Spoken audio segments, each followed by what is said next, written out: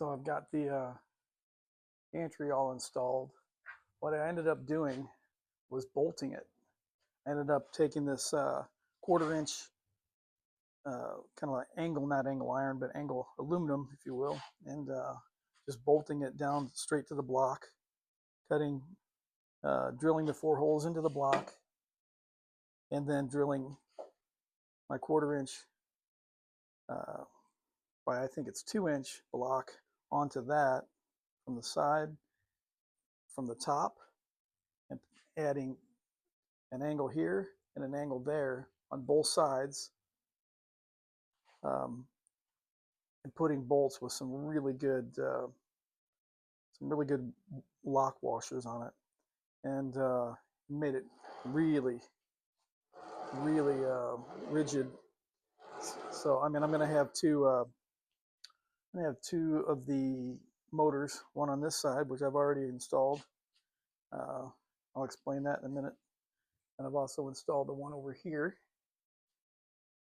And I mean, I put it on. I haven't wired it up or anything like that. Like I said, at first I was going to go with these. Yeah, that was going to happen. These little screws, but so I ended up going with 3/8 inch bolts. So much better. So it secures it from this side, from that side, and then it makes it rigid this way.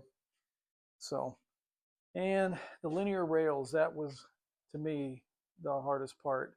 I did it on the other one with the, I guess it's like a 3/4 inch extrusion that I kind of made like almost like a bird cage out of, and was able to get it pretty level that way. This I ended up getting within like 1/10 of a millimeter square, level all the way across for 4 feet. That's like really precise, I think. And when I measured the width on here with a meter, a micrometer, it was dead on. And in the middle, it was like a tenth of a millimeter off. So I'm good with all that. I'm not going anywhere else with that. What I ended up doing back here, it looks a little messier than I'd like, but I was going to go with just screwing all the way through, and with the bolt all the way through here on both of these for the top rail, and both of these bolts with the bottom, but I ended up going in there with so this is this big. I used a step up bit so that I could just get it wide enough to put a socket in there. So the nut is all the way flush, so it's really tight. I was able to get that really tight, because when you tighten it and it's back here, it may not look like it, but it you can't get them level because it will move the rail. It'll squeeze the rails in a little bit, and it's just about impossible to get them square.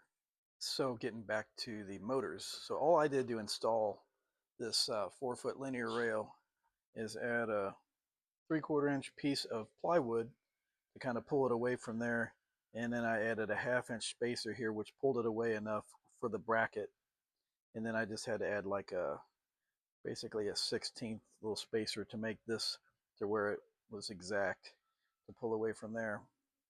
And then I put some pretty beefy lag bolts in there. It is not going anywhere.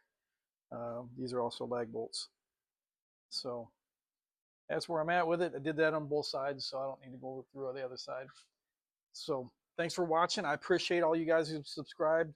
I'm going to get back to the guitar building. That's what this is all about. And I appreciate you watching. See you next time.